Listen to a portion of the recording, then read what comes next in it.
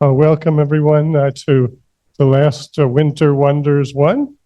And thank you for attending so many of our presentations. Today we're going to be having a presentation on a new book that is out, The Cultural Sites of North Florida, by Ronnie Lovler and Dixie Neilson. And we have the authors here. We're actually waiting for Dixie to show up, but we're going to begin anyhow. Let me introduce Ronnie. Ronnie Lovler is a journalist who covered Latin America for CNN and is a former International Center for Journalists Knight Fellow. She wrote for the Gainesville Sun and is currently a correspondent for the Mainstream Daily News, where she writes a monthly column, Aging Matters. She's also an adjunct professor at the College of Journalism and Communications at the University of Florida. Her memoir about her time in Latin America, called Journalists Don't Shoot, will be published by Atmosphere Press later this year. And as I said, we're waiting for Dixie, but let me introduce her as well. Dixie Neilson is a former director of the Matheson History Museum in Gainesville. Previously, she was the collections manager at the Samuel P. Harn Museum of Art and faculty member in the Museum Studies program at the University of Florida. So Ronnie, go ahead. So we started, just a little background on this book. It kind of got started, sorry, thank you. Okay. It got started through a column I was doing for Main Street Daily News called Florida Finds, where I would go out and about and visit interesting little places kind of nearby, you know, off-road. And I started to think, well, this could be a really nice book. So fortunately, you know, I met with Dixie, we talked, and we generally talk about that later. But I really wanted to credit my publisher at Main Street for agreeing, because a lot of my materials that I wrote were published first in Main Street, and they gave us permission to use that. So that's, you know, that's kind of where it all began. I had spoke with JC and, you know, ran it by him to see if that would be okay. And fortunately, it was okay. He was happy for us to do that. So generally what we do, and I'll start out, I read a bit kind of from my chapter, which is, talks a bit about how I got the idea for the book. I've titled it A Florida Meander. And then Dixie comes on and we'll talk about her background in the preface, her background in museums and what got her interested. If Dixie is still delayed, I'll read her chapter as well. And then we read a chapter or two from the book and we take questions. Just in case, and we hope people are interested in buying the book, there's going to be some information available about where you can get it online. But because of the weather up north, shipments have been delayed. So I don't know how many books Dixie might have, but I only have 2 left here now. My order is in, as is Dixie's. I am over at Okeechobee on the second Tuesday of the month. I'm on the healthcare committee for the League of Women Voters, and I would be happy to bring books with me then if anybody wants to catch up with me then, or if you want to buy it online. But we meet at 4 p.m., second Tuesday of the month, and we meet in the little conference room that's next to the main desk up front, so you can find me then. But what we'll do, if you're interested, I'll get your name and number, and I will call you to confirm that indeed the books are in, because right now, as I understand it, there's about 2 feet of snow up north, and it's not fun. So I'm going to start out reading from my first chapter. I mean, not my first chapter, but kind of my introduction, which tells you a little bit more about how this book came into being. So I will tell you that I personally, I've always been drawn to the back roads, any place I travel. And I used to do that all the time in Latin America, where mostly there were back roads anyway. But but it's there on the back roads that you find fascinating, often not well-known bits and pieces of a community. Sometimes right on a main street, sometimes tucked away behind another curving road. It also gives you a take on a town or a neighborhood, a glimpse of what matters to folks living there now and what might have been meaningful to them in the past. Wanderlust has something to do with it, but it is not everything. Riding the interstate can easily take the traveler from point A to point B and beyond more quickly, especially when there is no traffic. But for me, it just isn't fun. And seldom is there anything of note to draw the eye, which is a good thing, since it is never a good idea to take your eyes off the road when driving. Getting off the interstate and cruising down a local road makes North Central Florida enticing and worth a second or third look, even a stop. It's not just the natural beauty, but the state parks, small museums, and other landmarks that make up the scenery on a drive through the rural Florida countryside. I missed many sights when I took I-10 to get to Tallahassee and into the Panhandle. The same thing is true when I get on I-95 or I-75. I might get there faster, but that's just a might. Sometimes travel would be backed up for an hour or longer, especially on I-75. And I remember a time on I-75 where I was trying to meet up with an old high school classmate and we never made it. Or he made it, but I never did. And excuse me, I just got to take a little more. Anyway, when I get off the highway, I find much more to explore and to investigate. I shared this delight with my editor at Main Street Daily News, a local Gainesville publication where I am a correspondent. Our conversation led to the start of a regular column, Florida Finds, that allowed me to satisfy my curiosity by writing about museums and parks in North Central Florida. Some of my entries in cultural sites of North Florida took shape first in the newspaper, for which newspaper publisher J.C. Derrick has graciously granted permission to use here. I talked a lot with Dixie about what I was doing for Main Street, and we got the idea for our collaboration. We were lucky enough to find an interested editor at the University Press of Florida who allowed us to work together to write this book about our mutual interest. We presented our favorite places in a somewhat geographic order, so our readers may find multiple fun sites close at hand. Our collection of small museums and state parks doesn't include everything we might have hoped to include in our book.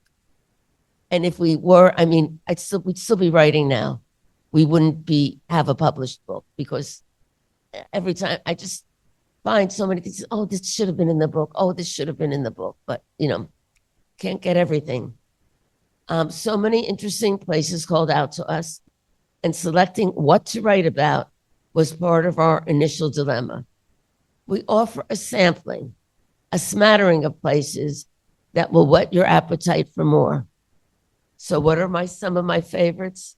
I live in Gainesville, and nearby St. Augustine is at the top of the list. Getting there is half the fun. One thing I like particularly is that from Gainesville, you cannot take the interstate to St. Augustine. And I love that. It makes for a nice ride on state roads, and you can go either through Hawthorne or Melrose to Palatka before heading to St. Augustine. Palatka is often ignored, but I like the bridge that spans the St. Johns River. Once I cross it, I like to get off for a bit of daydreaming in the park that fronts the river. In late winter or early spring, Ravine Gardens, a New Deal era Florida State Park, has its azaleas in bloom. I love seeing the Atlantic Ocean when I get to the coast, whether for a visit to St. Augustine or Amelia Island. And I don't understand people who take I-95 when A1A is right there and you can look out and see the ocean as you drive. And that's what I take. And I don't care if it takes me a little long. But depending on the direction, you can ride up or down Highway A1A and get breathtaking glimpses of blue waters along the way. St. Augustine's 5-century-old Spanish fort is a major tourist attraction. But within the city's historic district, I have found lesser-known jewels, like the Bridge of Lions, which connects the mainland and the beach community, or Fort Mose, one of the first African communities in Florida. Another favorite is the St. Augustine Lighthouse and Maritime Museum, where you can climb to the top of the still working lighthouse. Back on the ground, you can learn about maritime archaeology or look at the heritage boatworks, where skilled boatwrights create unique wooden boats. Another lighthouse favorite is Ponce Inlet Lighthouse, just south of Daytona Beach. On Amelia Island, there is a history museum in downtown Fernandina. Its knowledgeable docents offer 4 guided tours through a 52-block National Register of Historic Places downtown. The Palace Saloon, which claims to be Florida's oldest bar, is on one of the main drags on this harbor island. If it is not the springs capital of the world, rural Gilchrist County is undoubtedly the springs capital of Florida. Boaters know all about the waterways, but you don't need a boat to dip in or dive into one of the many springs dotting the area. If you keep to the highways, you will miss the wilderness trails and the old train depots in Trenton, Chiefland, and Cross City. At De Leon Springs State Park near DeLand, not far from the Ocala National Forest, you can cook your pancakes at the table in a dining room with artifacts from the sugar mill that once stood there. I don't need to leave home to find something to enjoy. In Gainesville, the Cotton Club Museum and Cultural Center pays homage to a gathering spot that honors the city's African-American community of the past. Today, it is helping to revive that same community. Then there's the Theater of Memory on 6th Street, where the past is still alive with documents, artifacts, and geofacts in its cabinet of curiosities. We also learned about assembling a collection in a smaller venue where it is often just 1 or 2 staffers and perhaps some volunteers who put it together. We are not talking about the Louvre, the world's biggest art museum, which millions of people visit yearly. Our museums and cultural centers are tiny. Probably all of them together could fit in the Louvre, still with room to spare. But just like the Louvre, they reflect the love and care of those who first brought them to life and those who still maintain them, places you find along the way. These are the kinds of places we visited. So look and take a wander. You might like what you see as you meander along our Florida roads. Happy trails. And I do want to point out. Hi, I'm Dixie Neilson, and I am the other author of this book. And I am the museum half of this duo. I jumped at the chance to write with Ronnie when she asked me to join her on this adventure. The hook she used on me is that we could go on a museum spree, visiting smaller museums off the beaten path, and that sounded great. And let me tell you why. Pardon me? I will, thank you. How's that? Good? Okay. So my museum career began in an art museum where I learned about white gloves, proper humidity, and the very importance of do not touch signs. But I still believe these precautions are necessary, but not in all museums. I see small museums as the kind that you find along the road to somewhere else. You don't plan to go there, but there they are. They might have a train set all set up to go if you just ask them to make it work, or a Coke dispensing machine and a collection of tiny little cold Coke bottles to match. I grew up in the hilly countryside of Massachusetts. my family would often take a Sunday drive up the Mohawk Trail. We would go past the Longview Tower, which inevitably in its parking lot had a big box right by the side of the road. And on the side of the box was painted baby rattlers inside. I would beg my dad to stop every time we went by, and quite often he would. So when he got the man to come out to look at the snake box, they lifted off the top very carefully, and I peered in. There they were, 3 baby rattles.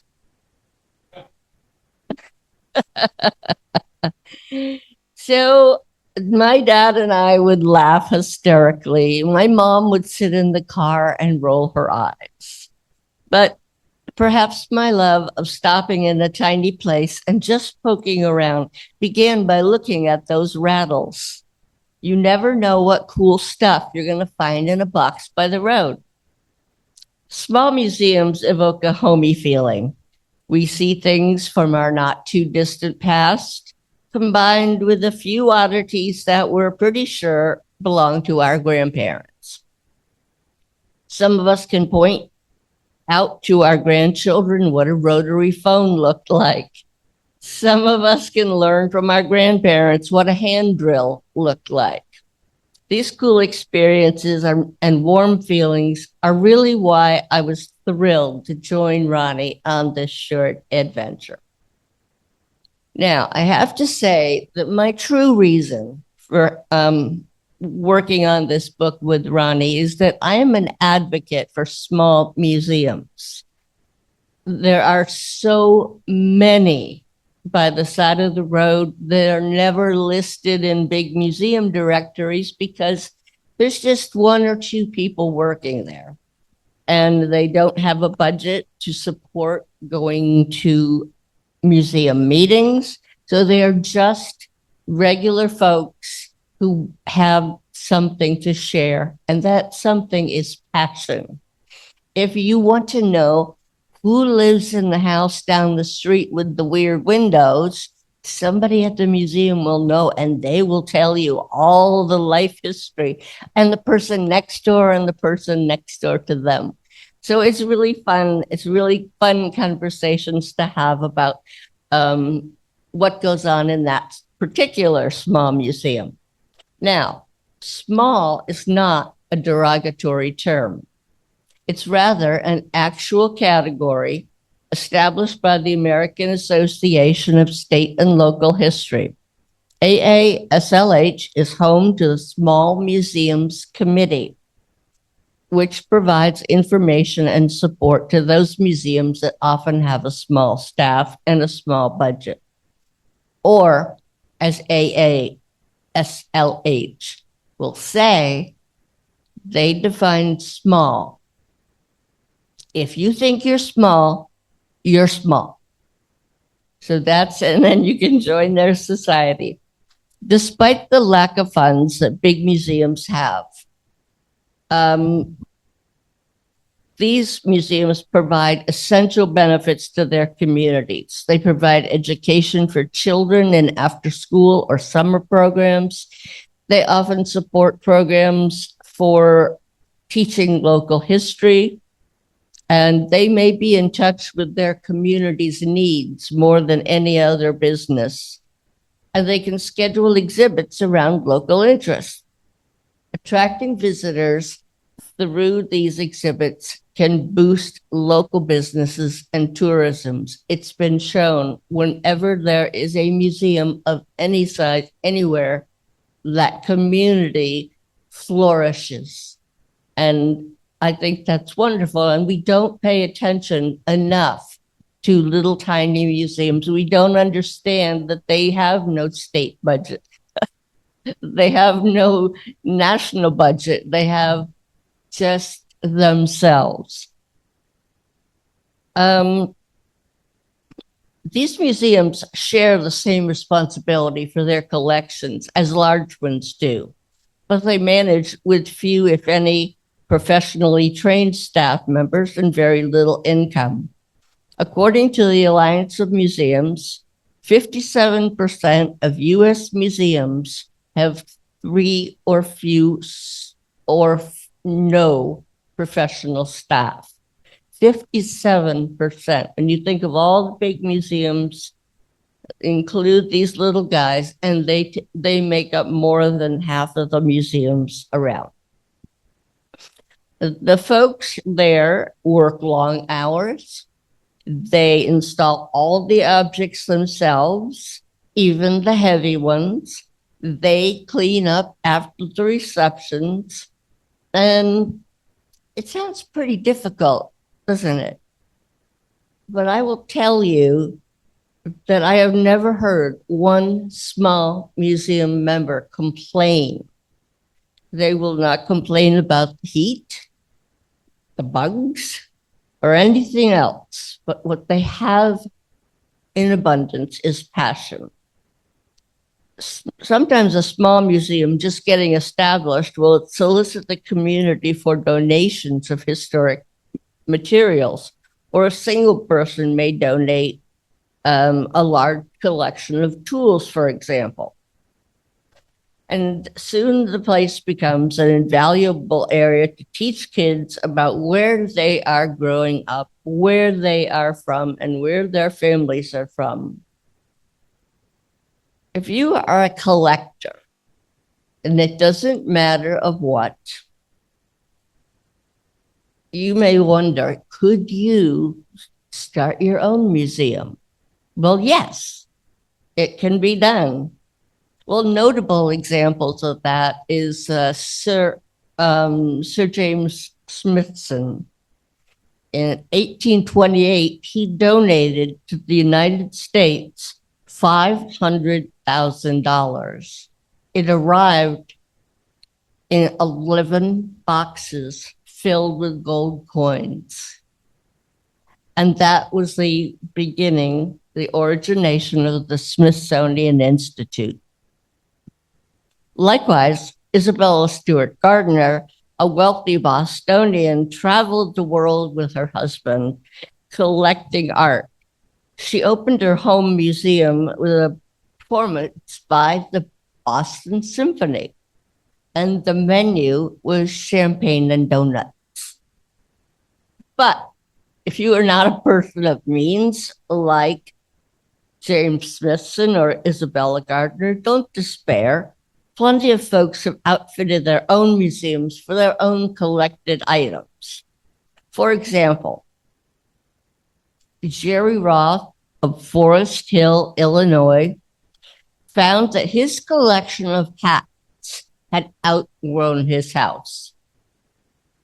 I suspect, as a mother, what happened was his mom said, Jerry, get those hats out of the house. So he renovated a former church building to display his 15,851 hats.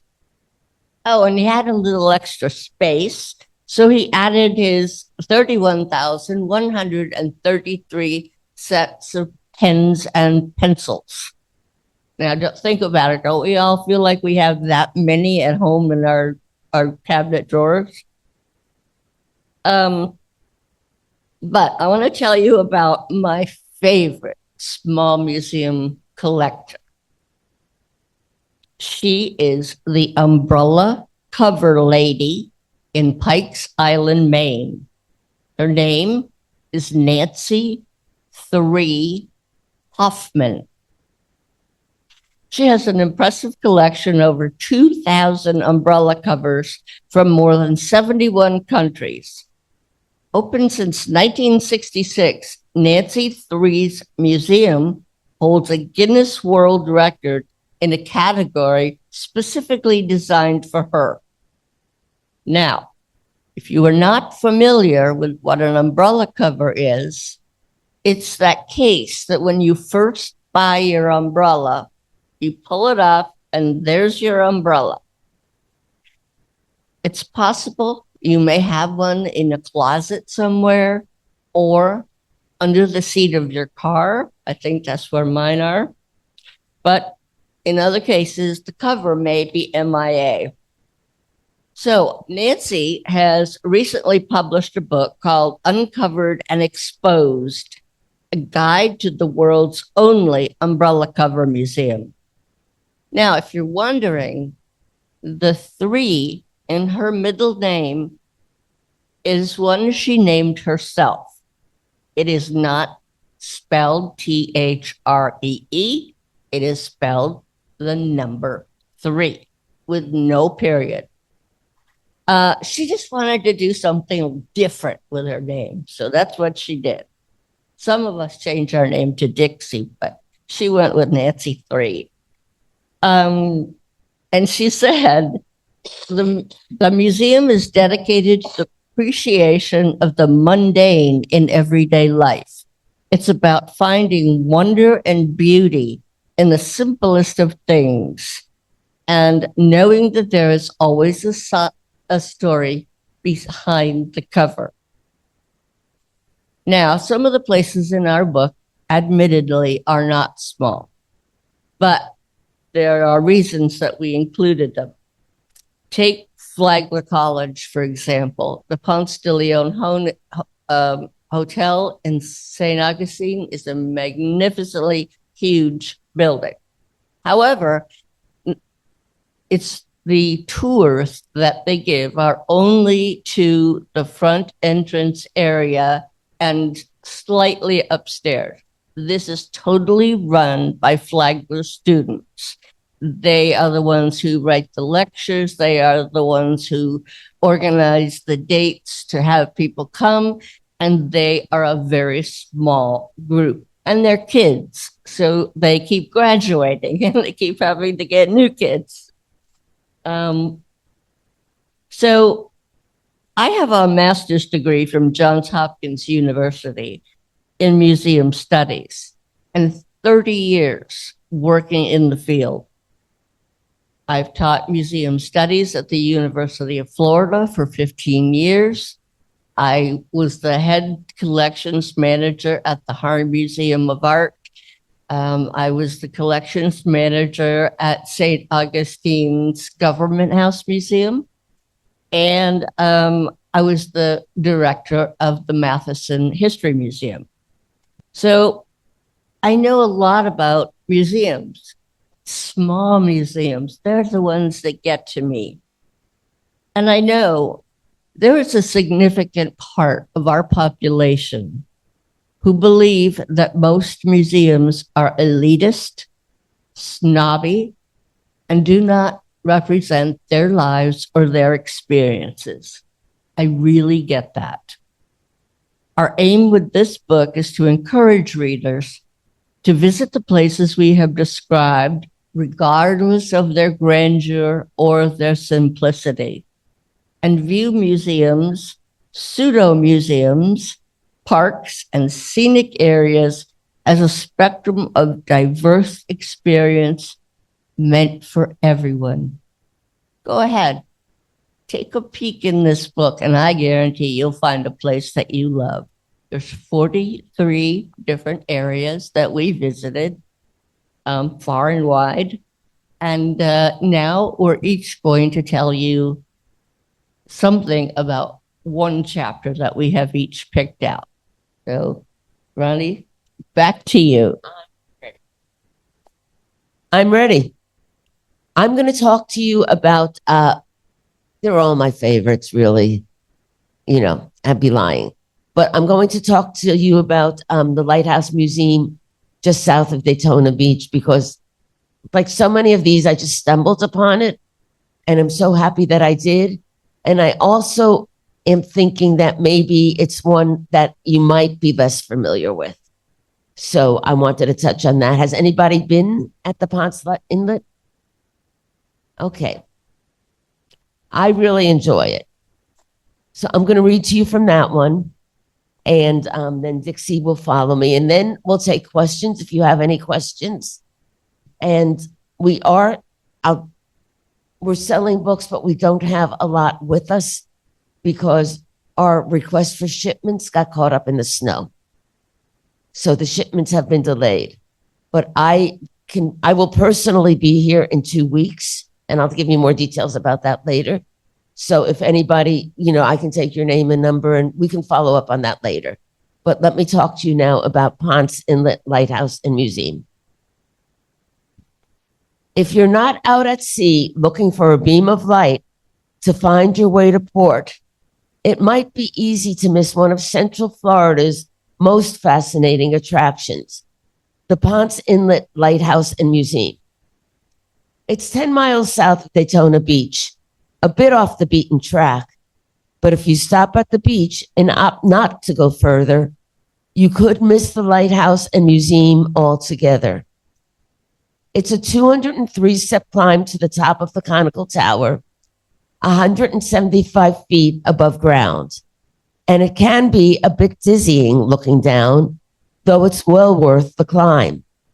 It is the tallest lighthouse in the state, and only 2 other lighthouses in the United States, Cape Charles Light in Virginia and Cape Hatteras Light in North Carolina, are taller. It's also just one of 12 National Historic Landmark lighthouses, said John Mann, lead docent at the Ponce Inlet Lighthouse. There were 1,400 lighthouses built in the United States. Ponce Inlet is the last of what are called the brick giant lighthouses, built between 1850 and 1887. He considers Ponce Inlet the very best example of a large lighthouse station, and everything is still there, he says.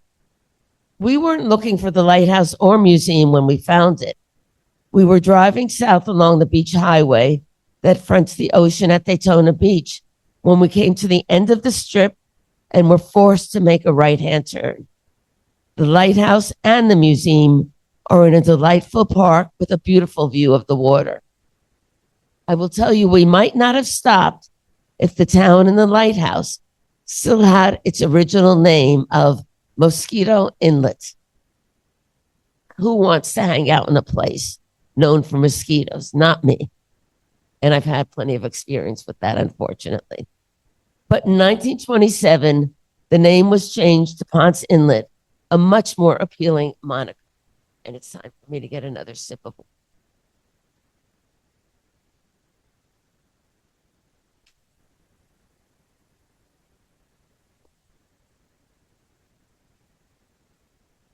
The Ponce Inlet Lighthouse Preservation Association succeeded in getting the lighthouse placed on the National Register of Historic Places and recognized as a National Historic Landmark in 1998. Although there are 90,000 sites listed on the register, and imagine 90,000, I think if I was younger, I might make that a mission to visit all of the sites, but I don't have enough time to do that. But only 2,500 places are recognized as landmarks in the United States, and the Ponce Inlet Lighthouse is one of them. The grounds include 3 restored keepers' dwellings, the lighthouse itself, and the museum. A white picket fence surrounds the property, giving the visitor a sensation of stepping back in time. It also has a museum just outside the lighthouse that displays different Fresnel lenses used in the past. The Fresnel lens comes from French physicist and engineer Augustin Jean Fresnel, who developed the multiple part lens used in lighthouses, a flat lens made of concentric rings to reduce spherical aberration. Sorry.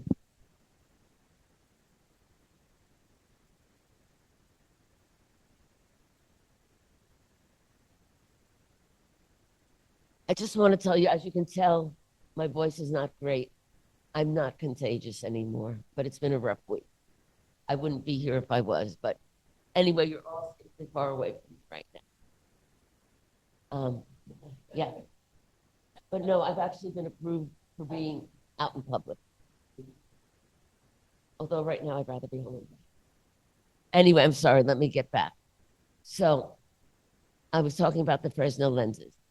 The Ponce Inlet Light has what may be the second most extensive collection of Fresnel lenses in the United States on its grounds, outranked only by the collection at the U.S. Coast Guard Academy in Groton, Connecticut. Ponce Inlet is a national leader in education in Fresnel lens restoration, which John Mann thinks is really cool. Taking apart something that was built 250 years ago and putting it back together because it sorely needs restoration, that's unique. He thinks that the light has about 20 lenses and a grandiose collection of the equipment and apparatus that are used with our lenses. It is the most outstanding private collection in the United States. People come into the Lens Museum and their first reaction is, wow.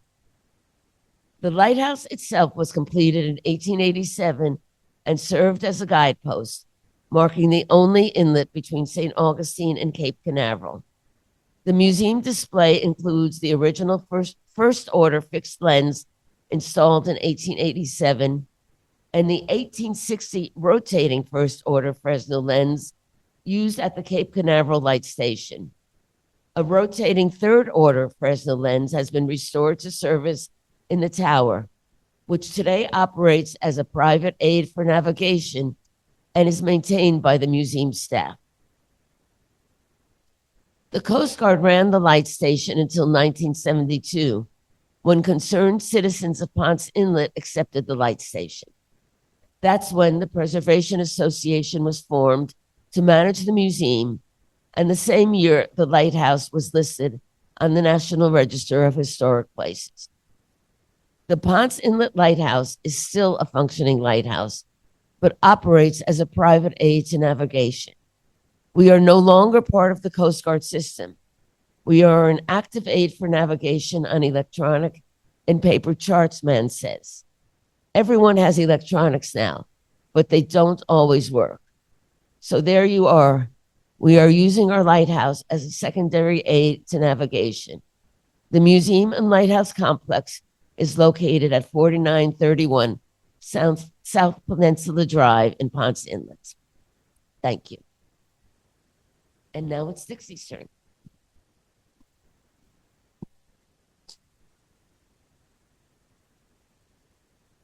Okay.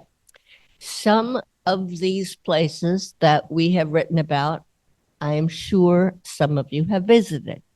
But when I worked on this book, like I said, I have a lot of experience with museums, especially in this area. And I thought, there is no place that I don't know about. There is no place that I don't understand. And boy, was I wrong. We found fabulous little places all along the Central North Florida area. And we are so glad we took this journey. So I want to tell you about one place that you may have already been. And if so, I hope I can introduce a couple of little tidbits that you didn't know before. And I'm going to talk about Marjorie Kinnan Rawlings, the author, her historic state park home in Cross Creek. How many have been to Cross Creek? That's what I thought. I hope you enjoy this. You can picture it as I speak. Your journey to Cross Creek begins once you leave the bustling city of Gainesville behind and head south, crossing Payne's Prairie. Follow the winding country road to Cross Creek, where much of the scenery you see has been there for the last 100 years. As you drive, you feel the years slip away. You feel how Marjorie and her husband Charles felt when they first discovered this tiny little community just south of Hawthorne. Married in 1919, the Rawlingses started their careers as journalists in Louisville, Kentucky, and then Rochester, New York, where Marjorie wrote a column for the Rochester Journal called Songs of the Housewife. Longing to escape the city life, they used a small inheritance from her mother to buy a 72-acre orange farm, which included 2 cows, 2 mules, 150 chicken coops, a planter, a reaper, and an old Ford truck. Charles was to manage the orange groves, while Marjorie settled down to pursue fiction. In the area reminiscent of her parents' and grandparents' farms she had grown up, Marjorie found a connection very comfortable to the citrus groves and the rustic farms around her. She found inspiration in the scent of oranges that filled her yard in the spring, the beautiful scenery surrounding Orange Lake behind the house, and the people that she met. In her enthusiasm to learn all about her new surroundings, Marjorie dove into the study of native Florida and fauna that surrounded her. As an avid cook, she developed a garden right outside her kitchen window and happily learned to cook like a native Floridian. The vegetables and flowers mentioned in her book, Cross Creek, and in her cookbook, Cross Creek Cookery, may still be found in her garden today when available, including specific varieties from her era. An excellent cook and meticulous host, Marjorie loved to entertain. The vegetables would have been picked from the garden moments before they were cooked, and the flowers arranged on the table almost as the guests arrive. Even today, the dining room stands beautifully set and seemingly awaiting her guests. Her guest lists may have included the likes of Robert Frost, Zora Neale Hurston, or Gregory Peck. Marjorie always sat at the dining room table facing the window outside. The reason was to spare her guests the view of her outhouse. Park director Valerie Rivers once told an amusing story about the lanky Gregory Peck. Sorry, I'm having a reading problem. All right. So Gregory Peck stayed overnight in the Rawlings guest room. The twin beds, smaller in the 1930s than they are today, gave Peck a fitful night's sleep. He complained the next morning that neither his head nor his feet fit properly into the bed. While Marjorie flourished in the country atmosphere, Charles Rawlings was a city boy and soon found the tranquil life a little too serene. They divorced in 1933, the same year Marjorie's first novel, South Moon Under, was published. The story about a family forced to make and sell moonshine became a finalist for the Pulitzer Prize for Fiction in 1934. Marjorie stayed in Cross Creek, often sitting on her front porch, typing on her black Remington typewriter with a pack of cigarettes in hand. She would publish numerous books of short stories and even 7 more novels while living in Cross Creek, including The Yearling, for which she won the 1939 Pulitzer Prize for Fiction. Marjorie's parties were as legendary as her writing. On such occasions, there was a celebration of the newly installed indoor plumbing. I guess she didn't have to sit by the window anymore. It's rumored that the guests arrived to find roses arranged in the toilet and gin in the bathtub. Marjorie married hotelier Norton Baskin in 1941 and moved to St. Augustine. Baskin remodeled the Castle Warden Hotel, now known as Ripley's Believe It or Not, as their home. The independent author chose to spend some of her time in a small cottage on Crescent Beach, and that she had purchased years earlier. The Cross Creek house is largely as Marjorie left it. The knowledgeable staff is dedicated to giving visitors an authentic view of the author's home. Gary Kirkland once noted in the Ocala Star banner that it's easy to imagine that the author has just stepped away from her typewriter. And I feel that way too. I feel like she's still sitting there somewhere in that house. In 1970, Marjorie Kinnan Rawlings' house and farmyard was placed on the National Register of Historic Places. And in 2006, it was designated a National Historic Landmark, our nation's highest historic recognition. In 1986, Marjorie was inducted into the Women's Hall of Fame. In 1989, she received the Florida Folk Heritage Award. And this is my favorite part. The U.S. Postal Service released a commemorative stamp in 2008 honoring Marjorie and the literary arts. She was also honored at a First Floridian by then Governor Charlie Crist in March 2009. Park grounds, including the historic farmyard and trails, are open daily. Access to the historic home's interior is only available via a guided tour on select days. But if you're there, I urge you to take the guided tour because that's where you learn all the good stuff. So the Marjorie Kinnan Rawlings Historic State Park is located at 1870 South Country Road, 325, Ross Creek, Florida. Thank you. Now, if you are interested in purchasing books, we would be happy to accommodate you as far as we can. If we run out of books, it's because we've been selling a lot of books, but we have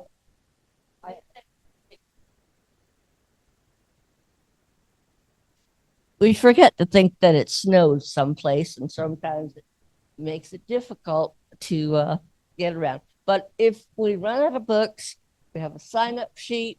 As soon as the books come in, I will bring them here for you. So don't be disappointed if you haven't got your hands on a real book today. You anyone have any questions? Yeah. Does anyone have any questions for us?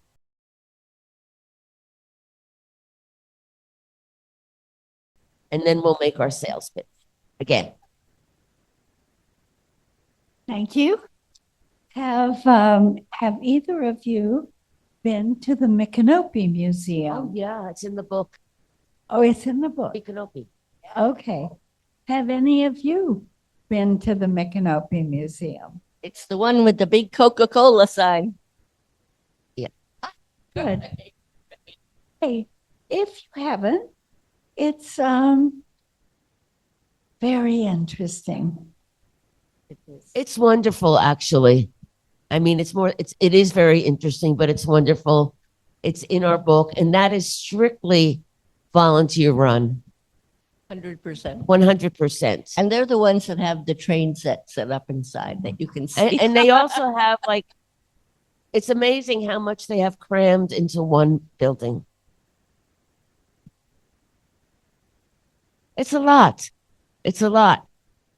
And I still remember when we were there, and I wrote about this in the story also, but it's a great place to take kids because you can touch.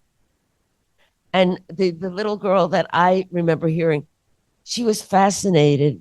Remember rotary phones? She was fascinated by going, 9, and also a typewriter. Remember those? I wanted to make a comment about the National Historic Landmarks in Florida. Of the many you mentioned, there are only 47 in the state of Florida, and 2 of them are here in Alachua County. the Rawlings property and Dudley Farm. And it has been a frustration to me for years that our local tourism people do not recognize that at all. Occasionally they mention that one of them is on the National Register, but we have a huge deal here with two National Historic Landmarks. Both now happen to be state parks as well. So if you have any influence whatsoever with our tourism people, tell them we have something that they should mention. That's great. Thank you, Roy. That's really great. Really great comment. And you're right. What I was going to say, unfortunately, we did not include Dudley in the book. It's not that we didn't want to. It's not, we had to stop. We just ran out of, or we would still be writing. I mean, I just learned about something that's in Live Oak, underground trails in a state park there. If you're a certified scuba diver, you can explore. I haven't been there, but I want to be there. If you're a certified scuba diver, you can actually do it that way. And you have to be apparently a very, very certified to do that. But there's a way to explore above ground. And that's just in Live Oak. So yes, maybe we can do a sequel to this. We'll see what happens. But that's an excellent point, and we'll use our influence to make the point. We will. Part of the year we spend in upstate New York and the Finger Lakes, and they have trails. They link 8 or 10 sites together to draw the large population centers so that they can.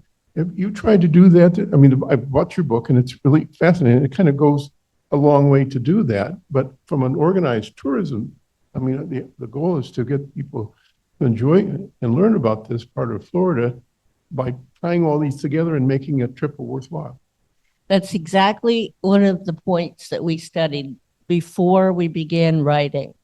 What we wanted to do was find locations in smaller areas, but that had other things close by. So the book is arranged sort of geographically. And the point we thought was, if you come to see Marjorie Kinnan Rawlings' house, you might want to just go see Micanopy because it's not very far. And so we clumped them all together and then move on to a new space. And our idea was really for tourism. We wanted people to come to one place and then read the book and say, oh, do you know that next door is this fabulous place? And kind of spread the wealth around from these small places, and hoping people will stay overnight, 1 or 2 nights at a place they didn't expect. Exactly. So yes, thanks for bringing that point up.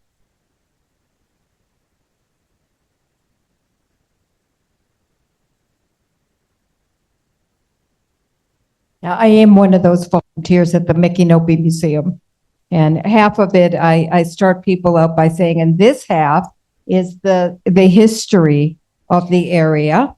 And that's Grandma's attic. And then I tell them other things. But I spend quite a bit of time, and I'm hoping that people in other places do this too. I ask people, what else have you been to and what kinds of things are you interested in? And we have pockets with things, and then I help them chart out where else they can go, and hopefully other places do the same thing. What I want to comment, that's what's like really nice about this book and other efforts. You know, Florida's much more than Disney World, much more than Universal Studios, and I know people flock there, and I went there with my kids back in the day. It's more than Legoland. These small things are so nice. And I can imagine what it was like visiting Florida before the days of Disney, when you had these roadside attractions. And that I like trying to make believe I'm in another time than I am right now sometimes. And that also helps as well. I just wanted to comment too that you're right. I'm glad you spoke up as a volunteer because we'll do our part about trying to tell people about these small places and have them come. But small museums should also try to band together and make local organizations.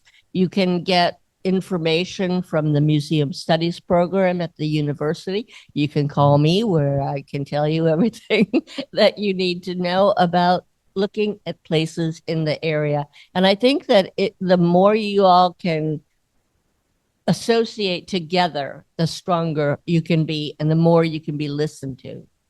I just want to add one thing to that. It's really important now because, as I'm sure everyone's aware, there's been so many funding cuts for everything in my opinion, everything of importance and value. But small museums, all museums are being really hard hit. But small museums are particularly hard hit. And so anything that you can do in an organizational fashion can only help. Hi, I just want to mention that you have given me a wonderful idea for a gift for my daughter and her husband who live over in St. Augustine. And I can almost bet that they have not been to half the things you mentioned in St. Augustine alone. So thank you. I'd love to hear that.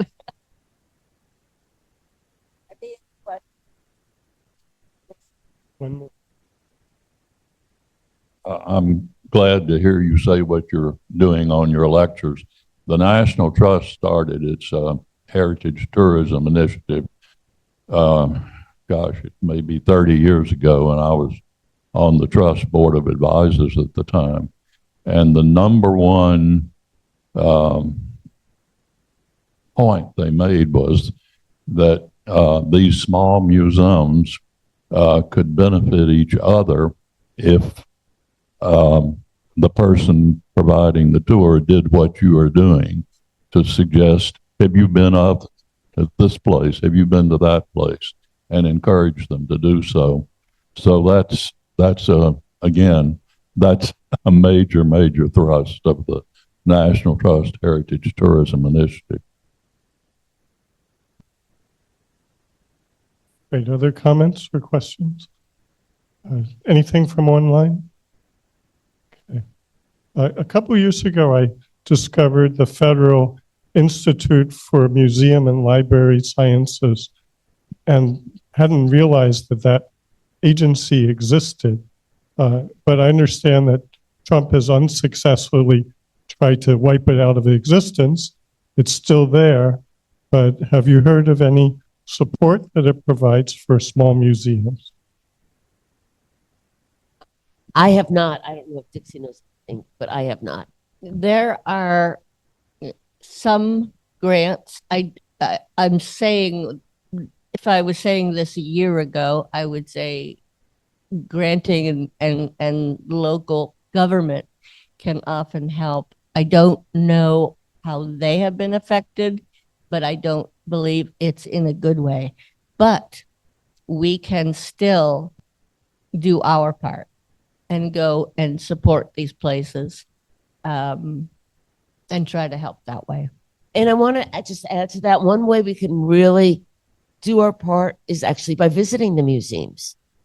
And it works both ways. When we go there, people see that their efforts are not for anything. And people at these smaller museums, probably every museum I've been to, the people who are there, not just small, they're excited about what they do. They're knowledgeable about what they do, and they want to share it with you and with other visitors. So, I mean, one thing we all can do is to get out and go to the places and be there. So go. Okay, so let's thank Ronnie and Dixie and also buy their books. And thank you all for being here. We really appreciate it. Thank you very much. It's great to see you. You know, I have to say, we have spoken in many places lately. So we've been traveling as much with the book as we have when we were writing the book. But I just wanted to say I have discovered places that I never knew that I am now in love with. And I have to mention this one at the top corner of this book is the Museum of Memory. And it is on Theater of Memory, thank you. And it's on 6th Street in Gainesville. I wish they would fix their website so it was more exciting because the place is amazing.